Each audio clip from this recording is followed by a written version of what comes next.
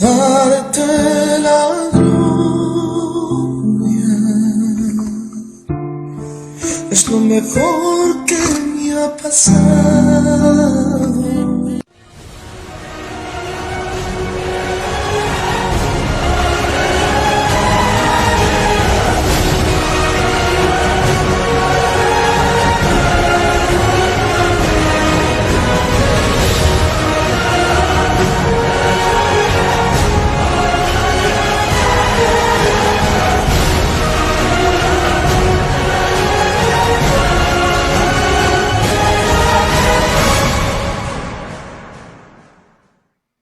Hola, muy buenas noches, familia, hermanos y amigos que nos veis, como no, una vez más, bienvenidos a este vuestro canal, compartiendo su gracia. Pues bueno, estoy especialmente contento porque entre nosotros va a haber un hermano de bandera. Y sin más, voy a darle paso rápido a mi cuñado Tomás, que está ahí detrás. Dios te bendiga, cuñado, ¿qué tal estás? Muy bien, Dios os bendiga mucho a todos, familia de Compartiendo su Gracia, muchas bendiciones, buenas noches. Hoy, como muy bien dice mi cuñado, aunque quizás es un poco avanzada la hora, pero vamos a dejar que el hermano coja todo el tiempo del mundo porque es un hermano, como muy bien dice mi cuñado, de bandera. Una visita que se ha hecho bastante conocido por lo mucho que trabaja en la pandemia. Hay quien dice que en la pandemia está difícil lo de moverse en la obra, pero este hermano ha demostrado de que la pandemia no puede ser una imposibilidad para la extensión de la predicación del Evangelio. Así que sin más, ¿qué tal estás, hermano Israel? Dios te bendiga mucho. Bienvenido a Compartiendo su Gracia. Hermano. Sí, ahora te escucho. Es que venía un poquito retrasado. Una bendición estar con todos vosotros. Para mí es un placer, como no. Y siempre que sea compartir, mejor dicho, compartir la palabra de Dios, para mí es una bendición enorme. Y aquí estoy disfrutando con ustedes. Hermano, no sé si soy yo, pero creo que tienes la cámara desactivada. O soy yo, no sé si soy yo. No, ahora, eso es, ya está. Uy, se ha ido otra vez. A ver, ¿ahora? Ahora, perfecto. Te vemos perfectamente, hermano. Adelante. Vale, pues buenas noches, decía ¿qué que... tal estás? Pues gracias a Dios estoy disfrutando, gozando por la invitación. Para mí es un placer compartir y estar con todos vosotros. Para mí es un lujo, ni más ni menos. Muy bien, pues perfecto. Y creo que tienes un tema que es para los oyentes les resultará muy interesante, ¿no? ¿De qué nos vas a hablar esta noche? Quiero compartiros uno de los eventos que envuelve a Cristo y a la Iglesia una vez que hemos sido arrebatados en la experiencia del cielo. El Tribunal de Cristo, que es uno de los eventos que nos envuelven, que nos conciernen y que tenemos que tener un poco de conciencia bíblica para poder entender que ese eco de eternidad va a estar marcado por el presente en cómo nosotros desarrollamos nuestra vida cristiana. Amén. Pues de verdad que vamos a disfrutar en esta noche. Un tema muy interesante del cual no se habla mucho, ¿no? Se habla mucho de los demás acontecimientos de lo que es la escatología, pero el Tribunal de Cristo es cierto que se ha tratado muy poquito. Cierto es, se ha tratado muy poquito y yo creo que son temas que realmente interesan como toda la escritura, pero hay unos temas que son más relevantes que otros porque tienen que ver con nuestro presente, son ecos de eternidad, pero que tienen que ver su desarrollo con nuestro presente. Yo creo que todo lo que tiene que ver con nuestro presente actual, pues son temas de un poquito de mayor relevancia, no más importancia, pero sí, de alguna manera, tenerlos más en cuenta y estar más formados en relación a ello. Amén. Bueno, pues la verdad, hermano, sin más dilación, para que tengas todo el tiempo del mundo, me gustaría que tomes la palabra y que el canal está completamente a tu disposición. Es tuyo esta noche, hermano. Todo para ti. Amén. Muchas gracias, compañeros. Bien, pues quiero entrar de lleno en el tema, quiero desarrollarlo unos minutos y que quede comprendido con una comprensión para poder disfrutar y entender en sí lo que es uno de los eventos que nos envuelven a nosotros. Quiero hablaros del Tribunal de Cristo. Voy a hacerlo de dos momentos o en dos fases diferentes. Primero, evidentemente, hacer un tema escatológico, es un tema que pertenece a la escatología, el estudio de los eventos finales o de las últimas cosas, pero la primera fase o la primera parte va a ser una explicación teológica con su base correspondiente y ya pues los que me conocen saben que uso pues una de las herramientas de interpretación personal que es el idioma original o griego koiné, griego común, griego bíblico, para poder entresacar alguna que otra palabra en su significado y poder entender más en cuestión lo que el Señor de alguna manera iluminó, reveló e iluminó por medio de la Escritura para con nosotros. Y yo uso siempre esa base idiomática a la hora de establecer algún tema bíblico porque necesitamos, una vez que hacemos la aplicación correspondiente, necesitamos decir de dónde lo sacamos, cómo llegamos allí, para que no suene a una invención personal ni a una interpretación propia, alegórica. Por lo tanto, la primera base os voy a dar su base contextual.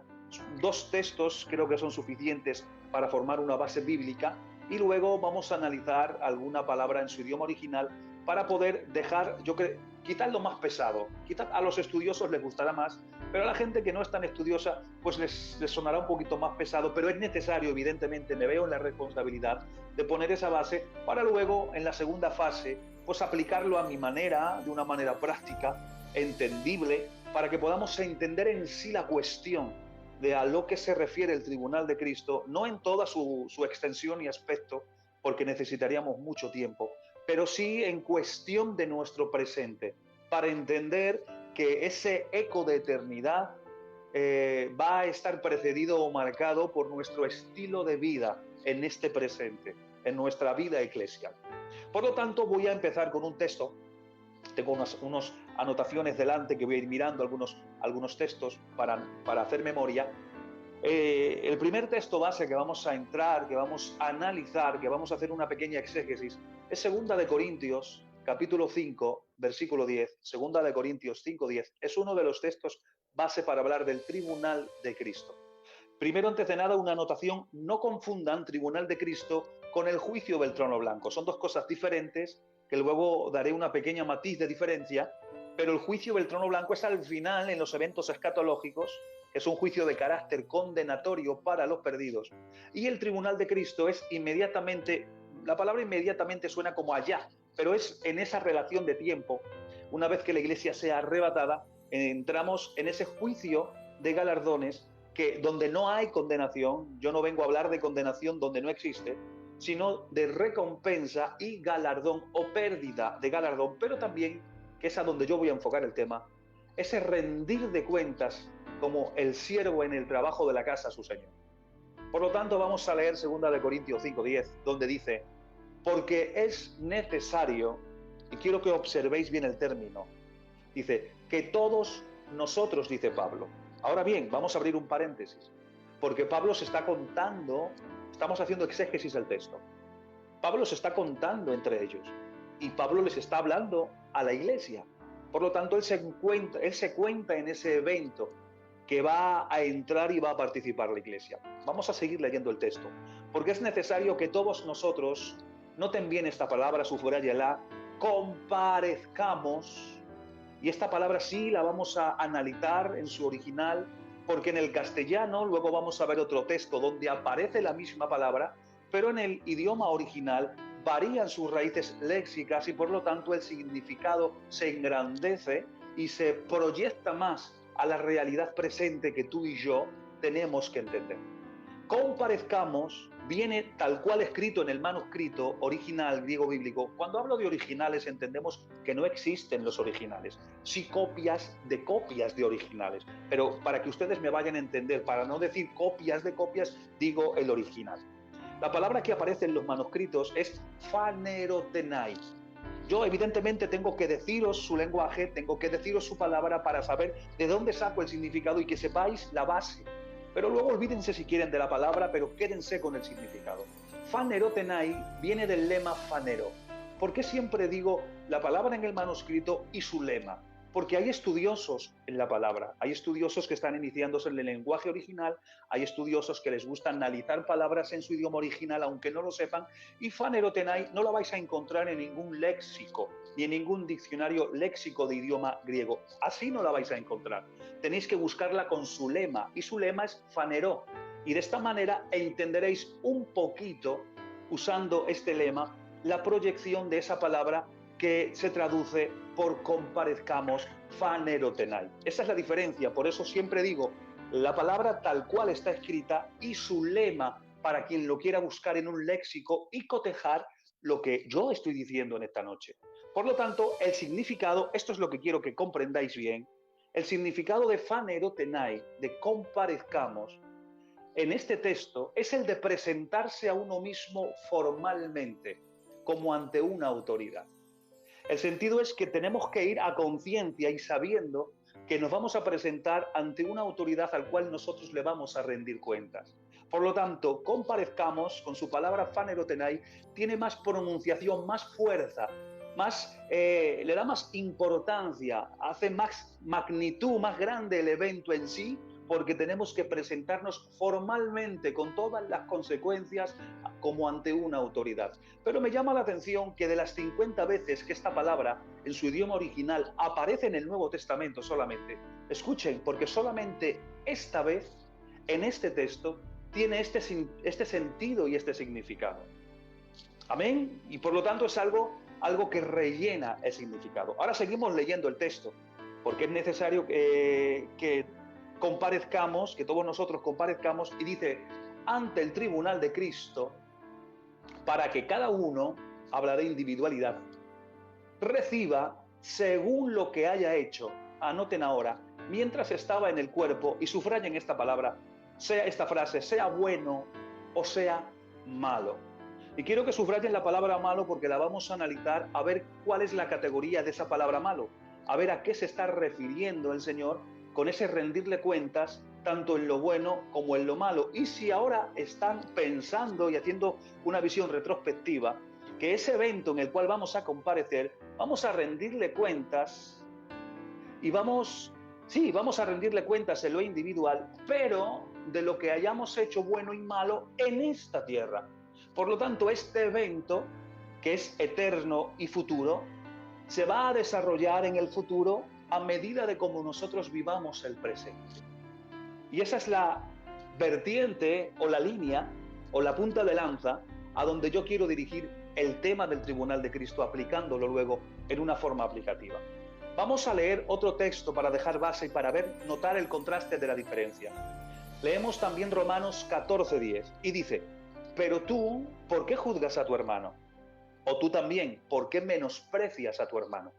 Y ahora dice el texto, porque todos compareceremos, se vuelve a repetir en el castellano la palabra comparecer, pero aquí ya no es fanerotenai, aquí la palabra que aparece en el manuscrito es paratesometa, y esta palabra viene del lema paristemi, para quien la quiera buscar en un diccionario léxico.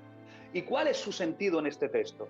Su sentido es estar de pie, presente, esperando en una posición erguida, es decir, donde no hay pausa, donde es algo inminente, es algo que sí o sí vamos a tener que pasar y filtrar nuestras intenciones en acciones.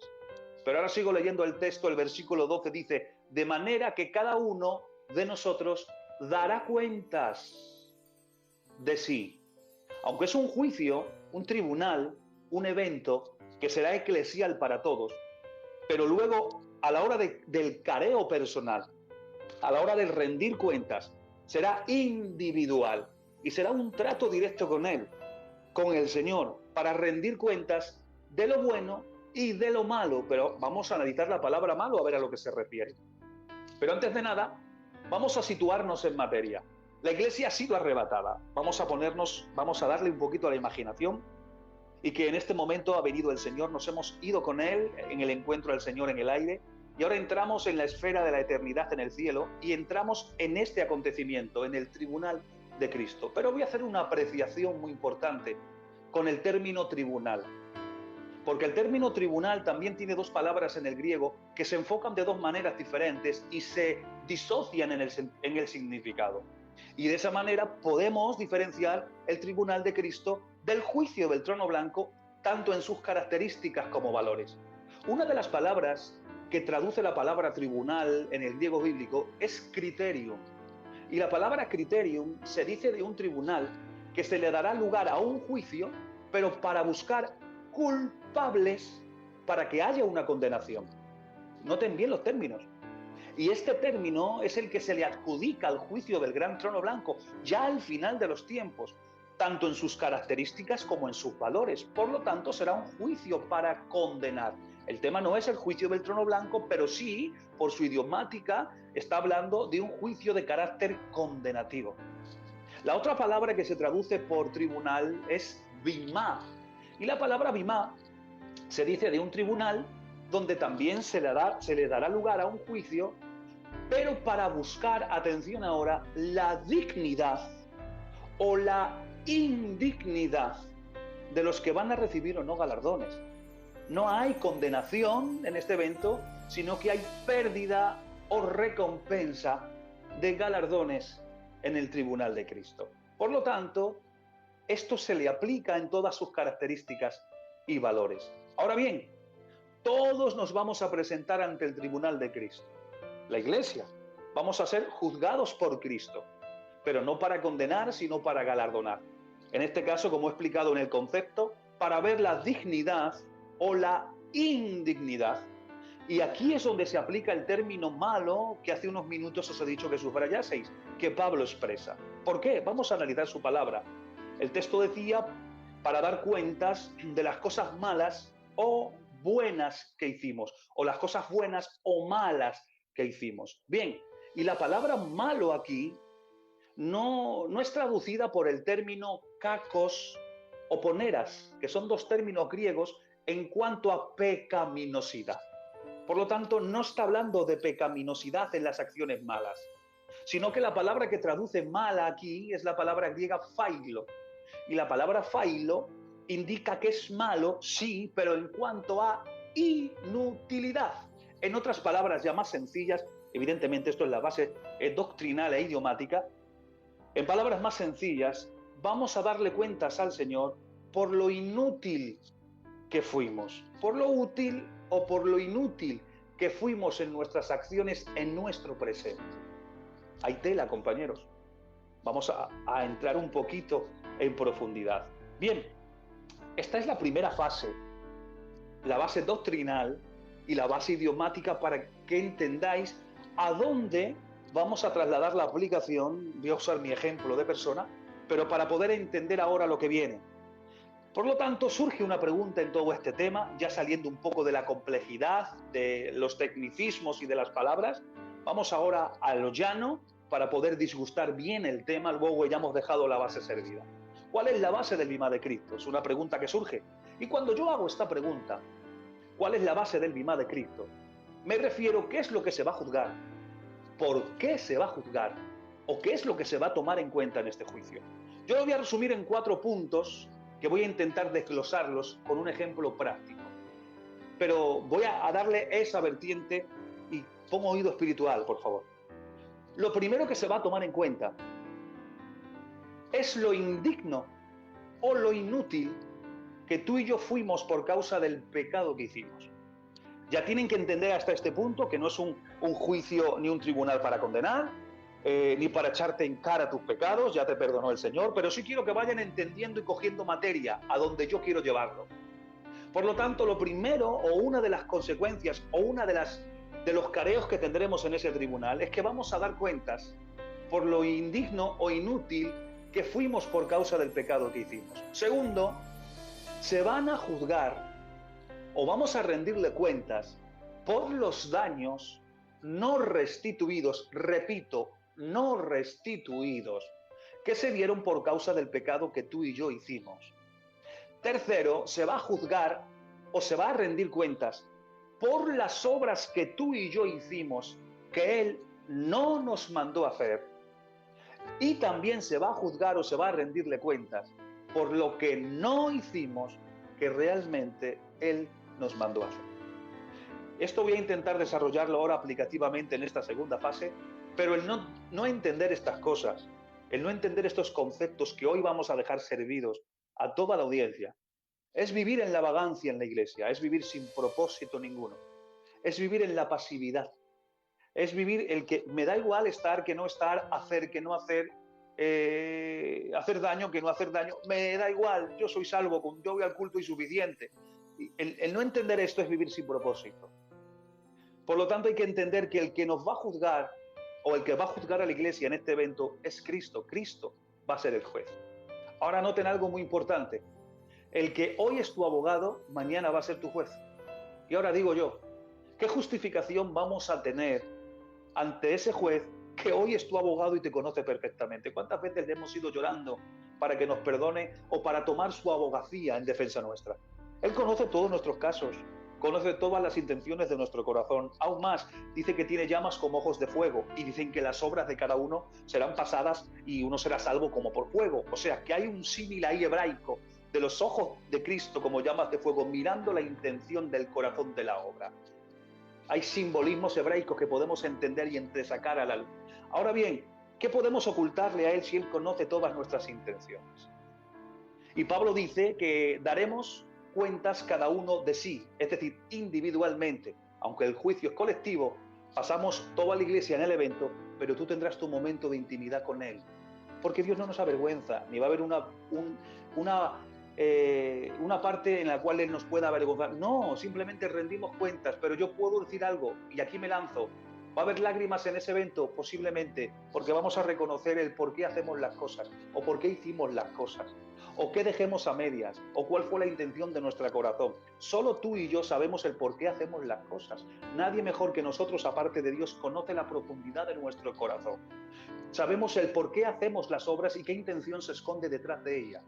Y eso es importante entenderlo ahora, porque la magnitud no es solamente para ti en el momento presente del tiempo temporal, sino que tiene su efecto en la eternidad. ¿Vale? Voy a intentar hacer una narrativa, lo voy a narrar de una manera para hacerlo más entendible. Y quiero todo esto que os he mencionado, estos 4 puntos, voy a narrarlos ahora para entrar ya en la materia y voy a narrarlo de una manera práctica. Vamos a suponer, quiero que supongan conmigo, que yo he estado en mi pasado 3 años descarriado, ¿vale? Que luego de 3 años que estuve, pues me reconcilié, Dios me perdonó y hasta el día de hoy. Deciros que nunca, gracias a Dios, nunca he estado descarriado desde los 13 años que conocí al Señor hasta el día de hoy. Pero quiero que lo tengas en cuenta, que supongas que yo he estado 3 años descarriado y que luego vine al Señor. Pero he estado esos 3 años ahí, tenlos en cuenta. Y ahora ha venido el evento, nos hemos ido y ahora estamos en esa cola. Voy a usar terminología de lenguaje muy común para poder hacernos más entendible, que podáis entender la magnitud a lo cual yo me estoy refiriendo. Pero ahora vamos a estar allí, estamos en esa fila. ¿Saben ustedes que esa fila será la única fila donde nadie se querrá colar? ¿Sí? Porque todos sabemos el por qué hacemos las cosas. Y cuando tenemos que rendir cuentas sabemos el por qué y qué se nos va a decir, porque no somos inteligentes en relación a lo que nosotros hacemos. Pero bueno, vamos a dejar terminologías. Yo estoy en esa cola, voy a ponerme yo como ejemplo. Me toca a mí tener ese encuentro personal, ese rendirle cuentas en lo personal, y yo estaré en ese tribunal y Jesús me va a llamar.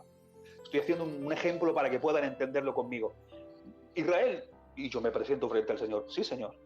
Israel Jiménez, sí, Señor. Número de DNI, tal, nombre tal, hijo de tal, de fulana de tal, sí, Señor. ¿Naciste el 8 del 6 del 80? Sí, Señor.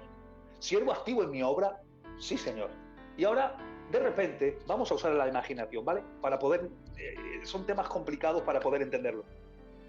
De repente se enciende una pantalla de plasma de estas grandes de cine. Uso este lenguaje para hacerlo más cercano, de estas grandotas. Y ahora el Señor me visualiza las imágenes y me dice, mira, vamos a ver un poquito la trayectoria de tu vida.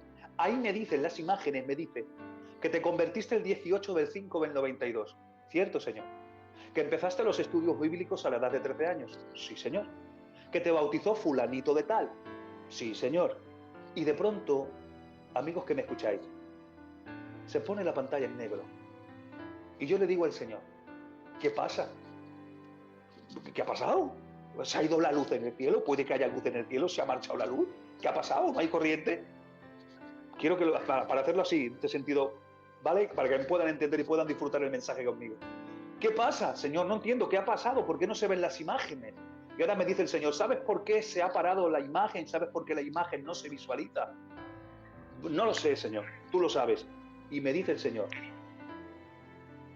porque ahí me está diciendo que estuviste 3 años descarriado. ¿Se acuerdan que os he dicho que recordarais que estuve 3 años descarriado? Y ahora me dice el Señor, yo quiero que me des cuentas por los 3 años que estuviste en el pecado. Ahora imagínense mi indignación en el cielo, si cabe haber indignación en el cielo. Yo le digo, no entiendo, Jesús. Yo no entiendo que si la Biblia dice que abogado tenemos, que es Cristo, sea tu persona, y que la sangre de Cristo me limpia de todo pecado, o sea, tu sangre, yo no entiendo qué está pasando. Si ya me perdonaste, ¿por qué me pides cuentas ahora? Yo no lo entiendo, Señor. Y me indigno. Vengan conmigo a la imaginación, pónganse en mis calzados. Y ahora Jesús me dice, no, escúchame bien, no has entendido bien.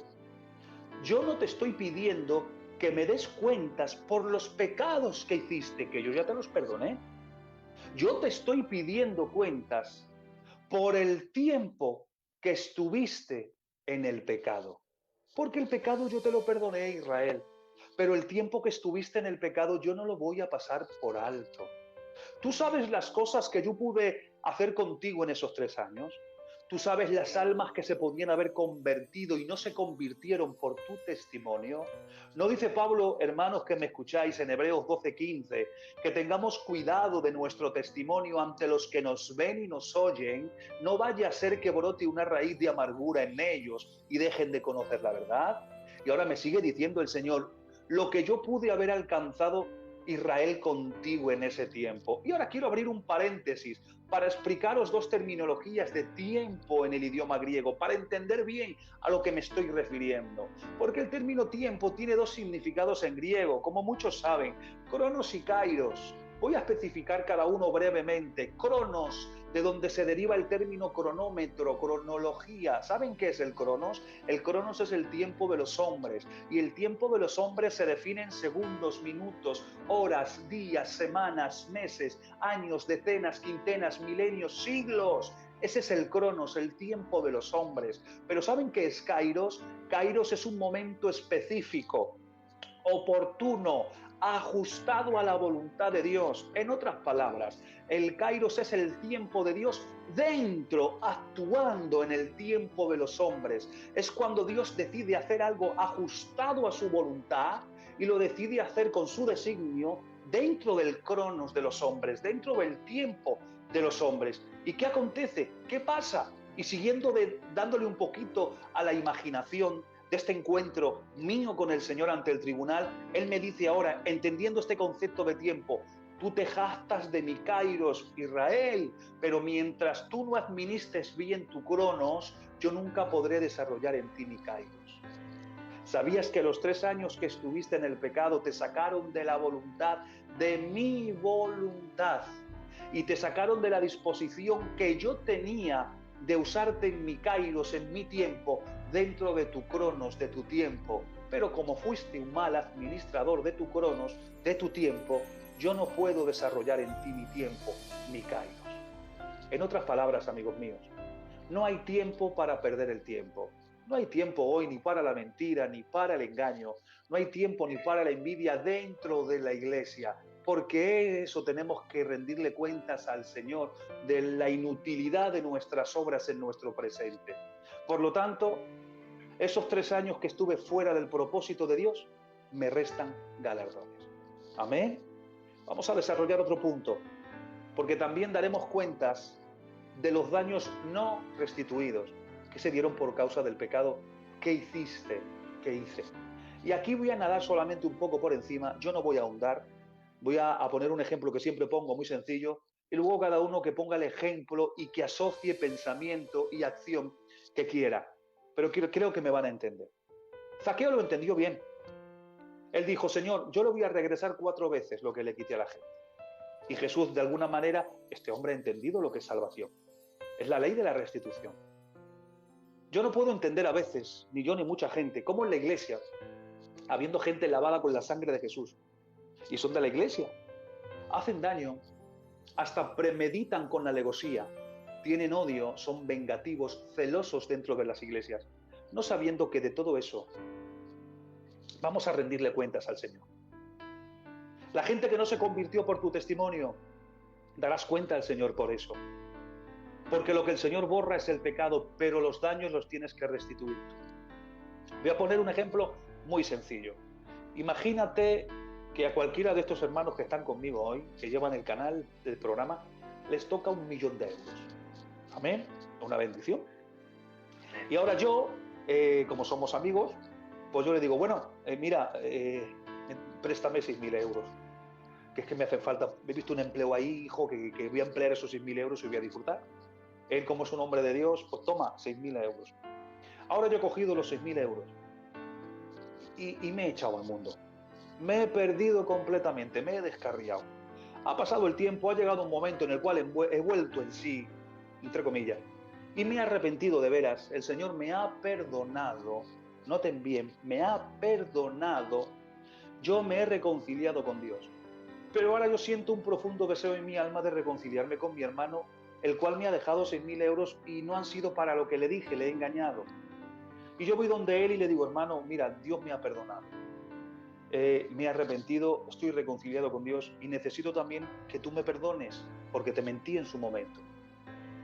Y ahora me dice el hermano, claro que sí, mira, pégame un abrazo que yo te perdono. Pero ahora me dice al oído, pero devuélveme los 6.000 euros. Pongan oído espiritual. Porque la sangre de Cristo limpia pecados, perdona pecados. Cristo perdona pecados, pero no paga deudas. Voy a nadar un poquito por encima, ¿vale? Me lo vais a permitir. ¿Cuántas veces, cuando ha sido un pecado personal, una acción mía en lo personal, en lo cual me he afectado yo, es otra cosa? Pero ¿cuántas veces nuestros errores, nuestras caídas y algún momento determinado en el cual hemos cometido algún error grave han dañado a segundas, terceras, cuartas personas? Y ha quedado un daño permanente en ciertas personas. Ha pasado el tiempo y yo me he arrepentido de verdad. Y Dios me ha perdonado a mí, pero ha quedado un daño no restituido. Y yo tengo el derecho moral, el derecho económico y el derecho familiar de recomponer y restituir el daño que causó mi pecado. Mientras yo no haga eso que tengo derecho y deber en esta tierra, cuando yo llegue al cielo, evidentemente no voy a ser condenado por ello, no hay condenación en el tribunal de Cristo, pero sí me resta galardones. Dios me perdonó a mí, pero dejé daño sin restituir.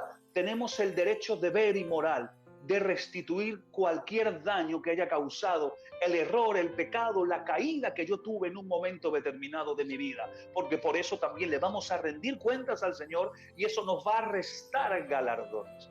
He dicho que iban a dar por encima en este punto porque es un punto que se me atraganta, por lo tanto quiero dejarlo ahí. Ya ustedes pónganle el significado y pónganle el ejemplo que ustedes quieran. Vamos a seguir un poquito más, porque también estamos en ese encuentro y el Señor me va a decir, dame cuentas de lo que te mandé a hacer.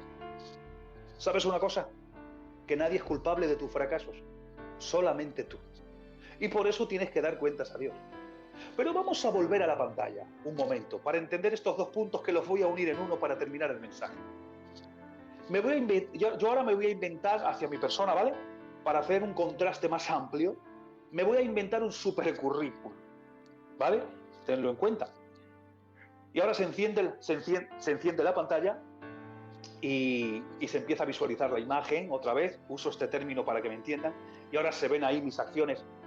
Y ahora yo todo hinchado digo, mira Señor, fundé centros de rehabilitación para los niños de la calle, para los alcohólicos. Mira Señor, yo fundé institutos bíblicos, escribí 15 libros, hice campañas internacionales. En mis campañas se convirtieron 10.000 almas. Los ciegos vieron, los sordos oyeron, los mudos hablaron, los muertos resucitaron. Señor, mira la universidad donde estudié, la universidad teológica. Y ahora me dice, Señor, espérate, para un poco. Para. Y yo me quedo así. ¿Por qué? Te estoy mostrando. No, para un momento. Sí, eso fue lo que tú hiciste, Isra. ¿Dónde está lo que yo te mandé a hacer?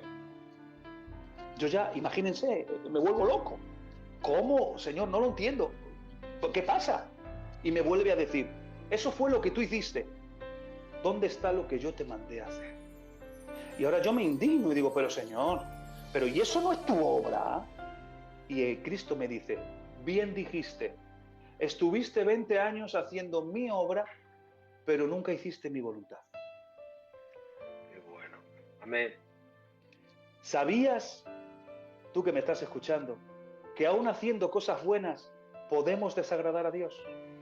Porque si lo bueno que estás haciendo no fue lo que Dios te mandó a hacer, eso para Dios no cuenta. Porque bien propusiste en tu corazón templo para mí, David, y tu motivo es muy correcto, pero no te toca a ti hacerlo.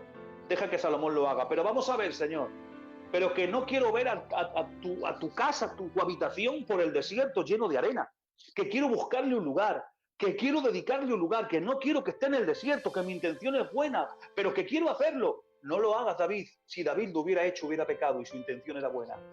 Ahí tenemos al grupo, a uno llamado Uza, perteneciente a un linaje especial, que trasladaba cosas del tabernáculo, estaba acompañando al carro que llevaba el arca del testimonio a la tierra donde tenía que llegar. Tiene un sentimiento bueno, se está tamboleando, hay baches en el camino, el arca se cae.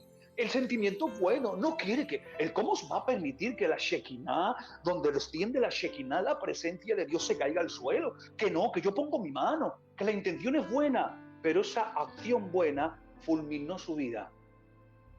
Porque si la intención o la acción buena no está equilibrada, ni está en la bendición, ni en la voluntad de Dios, para Dios no cuenta.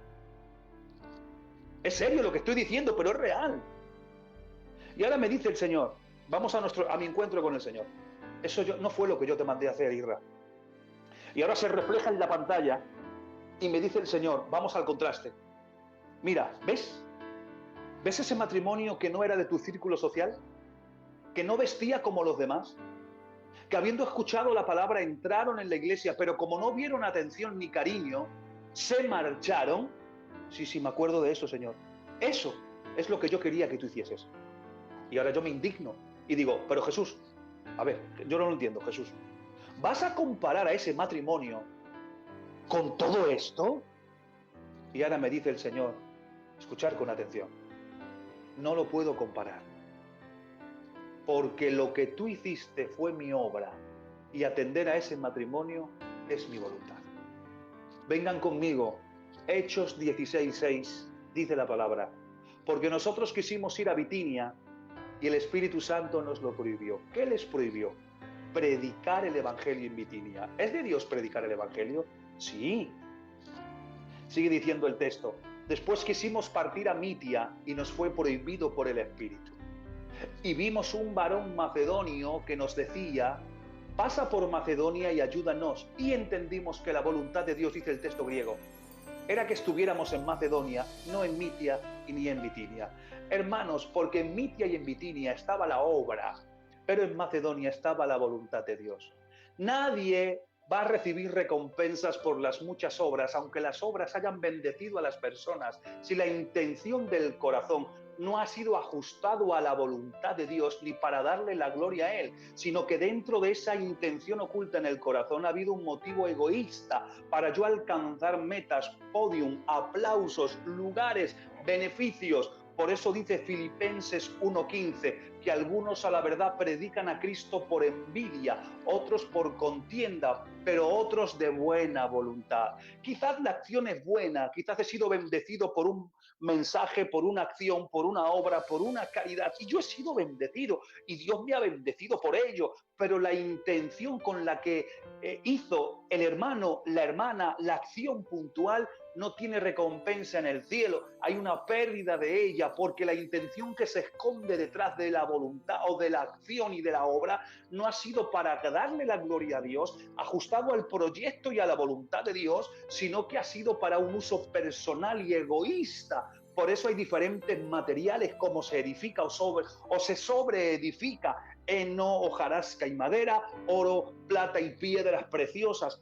Todo eso representan las obras hechas en nuestro egoísmo y para nuestra gloria, y las obras en material hecho para el Señor. Se presentan ante la mirada de Dios, de Cristo, como ojos como llamas de fuego. Él mira la obra, y si la obra pasa el fuego, significa que ha sido trabajada la obra con piedras, platas y oro, que viene representando que el material que yo he elegido para edificar o sobreedificar ha sido siempre la intención de que Dios se lleve la gloria, ha sido la intención de darle la gloria a Él, y ha sido la intención de vivir y hacerlo siempre bajo su voluntad. Pero si las llamas de fuego, de ojos de fuego de Cristo, miran la obra y se quema y eres salvo como por fuego, es que el material con el cual has trabajado es madera, heno o hojarasca, que viene siendo la intención con la que tú hiciste la obra, que el motivo fue para quedar bien, que el motivo fue para ganar un lugar, que el motivo fue porque tenías que hacerlo, que nunca lo enfocaste o que parte de esa obra no la enfocaste a la voluntad de Dios. Y quiero terminar diciendo que la Biblia dice, para despejar incógnitas, que la voluntad de Dios es nuestra santificación. Por lo tanto, ¿cómo yo puedo saber que lo que estoy haciendo, que la función que yo estoy haciendo en la iglesia, que cómo yo vivo y desarrollo mi vida cristiana está vinculada y está unida y en consonancia a la voluntad de Dios? Pues simplemente sabiendo que estás en santificación. Si vives en santidad, si vives en santificación, porque hay una diferencia, santidad y santificación contienen y parten de la misma raíz, pero tienen bifurcaciones diferentes. Santidad habla de un estado donde Dios está y nosotros no. Santificación se habla de un proceso donde sí estamos nosotros procesándonos día a día. Y si estamos en santificación progresiva y procesándonos, estamos dentro de su voluntad. Todo cuanto hagamos en la santificación lo hacemos para darle la gloria a Él, lo hacemos para beneficio de Él y lo hacemos dentro de su voluntad porque estamos en santificación. Eso tiene recompensa y las obras que hagamos, aunque sean de bendición, pero que la intención no está vinculada a la santidad ni a la voluntad de Dios, amigo mío, nos llevaremos muchas sorpresas en ese encuentro con el Señor en las esferas de los aires. Amén. Este es el mensaje que quería serviros, sencillo, breve, escueto, pero entendible para que se pueda aplicar en nuestra vida personal. Que Dios os bendiga mucho. Un saludo a todos en el nombre de Jesús y adelante, amigos míos. Qué bien, pues bueno, hermano mío, la verdad que gozando y disfrutando, de verdad que te tengo que felicitar por la exposición, porque ha sido, vamos, para mí he aprendido un montón en esta noche, la verdad, ¿eh? Y creo que el tema ha sido interesante, creo que lo has expuesto con una habilidad tremenda y creo que no has dejado casi nada en el tintero, creo que se ha comprendido y se ha entendido de verdad una maravilla. Y que Dios nos ayude de verdad a aprovechar esa vida y este tiempo que nos da Dios, estando alineados en su voluntad, porque como tú bien has dicho, eso es que se me ha quedado grabado en el corazón. O sea, ¿cómo por ejemplo, no caer en ese error de ser, porque hay que decirlo así, ser un fariseo, que los fariseos hacían lo correcto con una intención incorrecta. Por eso Jesucristo mismo coge en cierta ocasión y les dice, haced lo que os dicen, pero no imitéis lo que hacen. Eso es. De verdad que una maravilla, que nos ayude Dios a estar alineados en ese tiempo, a poder de verdad ser útil, ¿no? En las manos del Señor, aprovechar ese tiempo porque un día tenemos que dar cuentas y cuando estemos dando cuenta, pues Dios nos va a mostrar ese plasma, como tú decías, ¿no? La verdad, muy ilustrativo, ¿no? Ese plasma delante y no vamos a poder decir ni mu. Va a ser toda nuestra vida delante de nuestros ojos y esperemos haber sido útiles en las manos del Señor. Amén. Amén. Ese es el quid de la cuestión. Eso es. Entender que ese eco de la eternidad tiene ese efecto en la medida de cómo nosotros vivamos aquí en el presente. Muy bien, hermano. He visto que por aquí hay algunas preguntitas. No sé si va bien de tiempo para lanzarte algunas. Sí, tengo unos minuticos más antes de enlazar en otra reunión que tengo personal con unos amigos. Qué bien, de verdad que no paras, ¿eh? De verdad, por nosotros ha sido un placer, vamos, de que puedas estar aquí. Y la idea, bueno, que nos dicen estos hermanos es, por ejemplo, que creo que lo has dejado claro, ¿no? Que cuando se dice tribunal de Cristo, no es en sí un juicio a la Iglesia, sino que hay que estar presentado. A ver, no es un juicio de carácter condenatorio. No. Amén. Es un juicio para recompensar o no recompensar en ese dar cuenta, en ese rendir cuentas al Señor de las cosas buenas y malas. Y especificaba que la palabra mala no hablaba de culpabilidad o de pecado o de condenación, sino de inutilidad en las obras que nosotros hemos hecho, en esas intenciones que se esconden detrás realmente en lo que nosotros hacemos. Y este mensaje no es enfocado para ministerios, que a veces la gente, bueno, pues claro, el que predica, el que dice, el que canta, no, esto es nuestro estilo de vida, porque todos cometemos errores que dejan un daño colateral y que nos hemos olvidado. Luego nos arrepentimos y ha quedado gente dañada por nuestros errores. Es tu responsabilidad, nadie es culpable de tus errores. Tú eres culpable de tus errores. Qué bien, amén. Otra pregunta dice, entonces, las buenas obras, si no son purificadas por un corazón de fe, no cuentan para Dios. Evidentemente, quizás hay bendición. Por muy buena que sea, ¿no? Quizás hay bendición en quien las reciben. Imagínate que tú haces tu intención es, bueno, voy a hacer una obra a este chico, a Dirra, le voy a hacer una obra, pero para ganarme yo, para que aquel que me está viendo me coloque en un lugar y yo quede como el campeón, el Cid campeador. Y a lo mejor tu obra a mí me bendice, a mí me está bendiciendo tu obra, me hace bien con tu obra, pero la intención con la que la hiciste la conoce el Señor y no es un motivo correcto. Y entonces yo fui bendecido por tu obra, pero tú no vas a recibir recompensa por esa bendición de la obra que tú hiciste conmigo, porque tu intención no estaba en sintonía con Dios, era un motivo egoísta y personal. Qué bien, qué bien. Perfecto, nuestro hermano Ángel pone por aquí, dice que somos salvos por gracia, juzgados por las obras. ¿Cómo podemos ver esas dos verdades? Porque es verdad que somos salvos en base de la gracia, pero vamos a ser juzgados o recompensados según nuestras obras. Hay que entender bien la palabra juzgar, hay que entender bien el tipo de juicio, claro. O sea, somos salvos por gracias y no somos salvos por obras, pero somos salvos para obras. Esa es la gran diferencia en la etimología. Pero no vamos a ser salvos, no vamos a ser juzgados por las obras, no. Vamos a rendirle cuentas a nosotros como administradores de lo que Él nos ha entregado en el momento que lo hemos aceptado y hemos entrado en la familia cristiana. Es decir, somos responsables de nuestras acciones y nuestras intenciones en la labranza, en la sobreedificación del edificio perfecto. Ahí se va a ver con qué material hemos trabajado. Y no es que seamos juzgados en sí por ello. La palabra juicio, entre comillas, no está hablando para culpabilidad o condenar, sino Amén. Para recompensar o no recompensar. Aún más, un ejemplo que ya me viene a la memoria en relación a la palabra bimá, que se asocia al tribunal de Cristo. La palabra bimá, la mente griega, era una plataforma donde se recompensaba o no al que venía corriendo en los Juegos Olímpicos. Era una plataforma elevada. No era juicio en sí, sino que era un tribunal para recompensar o no si habías cumplido con la función o la carrera o el juego sísmico de aquel entonces que llegaban. Por lo tanto, nosotros vamos al bimá, vamos a esa plataforma a rendirle cuentas y a recibir o no recibir el galardón y la recompensa que está figurativamente en 5 coronas diferentes que la Biblia menciona. Eso sería otro tema diferente aparte que entra dentro del tribunal y que no es el momento, compañeros. Amén. Nos preguntan, hermano, ¿en qué tiempo cronológico entra ese evento del tribunal de Cristo? A ver, para ubicarlo un poco en el tiempo. Vale, si hacemos una línea eventual del tiempo escatológica y nos situamos ahora en este presente, y imagínate que en unos segundos viene el arrebatamiento, que es inminente y no hay señales para el arrebatamiento. Puede ser en cualquier momento. Imagínense que somos ya arrebatados. En esa esfera del arrebatamiento en el cielo se dan 3 eventos. Los teólogos sitúan 2 eventos. Yo, porque a veces me hago más pieza que los teólogos, sitúo un evento nuevo, un evento más.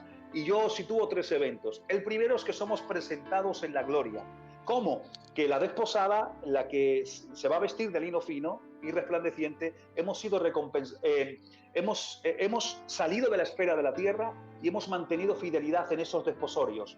Y entonces, en la voz de Cristo de Juan 14, que es una forma hebraica de una boda hebrea, que Él se va a preparar un lugar independiente de la casa del Padre y luego viene a tomarse a sí mismo y está hablando de ese encuentro, con su cuerpo, con su novia, que somos nosotros con la desposada. Somos presentadas al Padre que hemos mantenido la fidelidad y responsabilidad que Él nos encomendó. Bien, luego inmediatamente entra el evento en cuestión.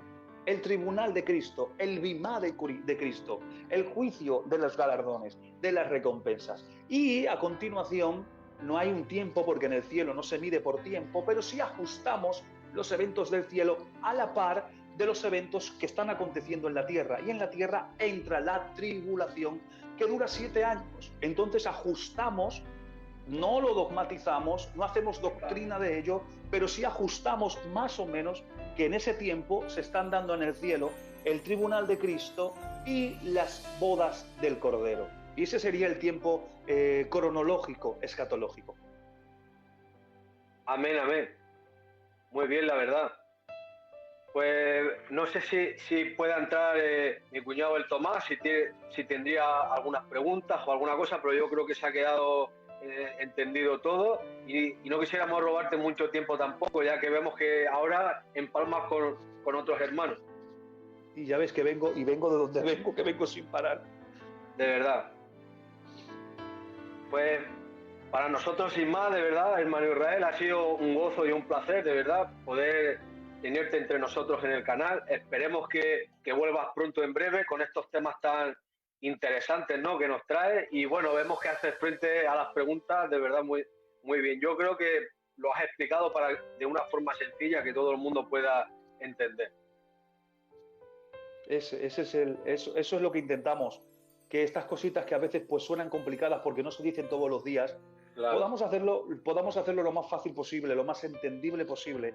Da igual los ejemplos simples que pongamos, pero que se puedan entender. Porque yo siempre digo algo, la Biblia no es un libro de información, no está hecha para informarnos, está hecha para formarnos. Y nosotros tenemos la responsabilidad de transmitir esa formación y que tú puedas disfrutar de ella y formarte al mismo tiempo de que aprendes. Yo creo que esa es la cometida de todo siervo, por lo menos es mi responsabilidad. Vale, y para ya concluir, hermano mío, para todos aquellos que nos ven y los que se unen a esta gran familia, ¿qué les dirías tú para que ellos se sientan en cualquier momento? Ya sabemos que son los tiempos malos y complicados, pero se sientan útiles. Que no digan, por ejemplo, mira qué tiempo más malo el que nos ha tocado vivir, que no se puede hacer tal cosa, como que estamos limitados, frenados y esto hace que pierdan la emoción, la ilusión y las ganas de seguir avanzando y de seguir haciendo cosas para Dios. ¿Qué les dirías? Simplemente que se agarraran a la palabra, que se agarraran a Cristo. Y Él dijo en Juan 14 que Él iba a preparar lugar para nosotros, independientemente en la casa del Padre. Y cuando tuviera preparado ese lugar, Él vendría y se tomaría a sí mismo. Y es una expresión escatológica en relación al arrebatamiento. Escúchame bien con atención, porque esto es interesante. Nos ha presentado el futuro en nuestro presente. Sabes a dónde vas. Sabes cuál es tu final. Por eso Él dice, yo soy el camino. Y cuando habla de yo soy el camino, se mezcla una forma hebraica. Esta expresión tiene más profundidad de lo que realmente entendemos. Cuando un forastero, un judío, un hebreo, salía en los caminos para la gente que venía, los forasteros, y cumplía con la ordenanza, con el mandamiento de boca, de darle cobijo al transeúnte del camino en las distancias largas, ¿sabes qué expresión decía? Yo soy el camino. ¿Pero el camino a dónde? El camino a la casa que te va a hospedar. Y esa expresión, ese lenguaje, esa figura de lenguaje la usa Cristo. Dice, yo soy el camino. Te está mostrando Amén. que Él es el camino, pero siguiéndolo a Él te está mostrando el final, su casa. Por lo tanto, en momentos difíciles de pandemia, de angustias, no te desmoralices. Ten convicción en su palabra, que su futuro te lo ha traído a tu presente. Sabemos a dónde vamos. Tenemos esperanza. Que Dios os bendiga. Amén, amén, qué bien. Pues sin más, desde aquí, hermano mío, decirte de verdad que ha sido un placer. Un abrazo desde aquí de todo el equipo y esperamos en breve tenerte de vuelta con un tema que ponga a Dios en tu corazón. Amén. Bueno, pues buenas noches, un saludo a todos y hasta otro momento. darte la gloria. Es lo mejor que me ha pasado.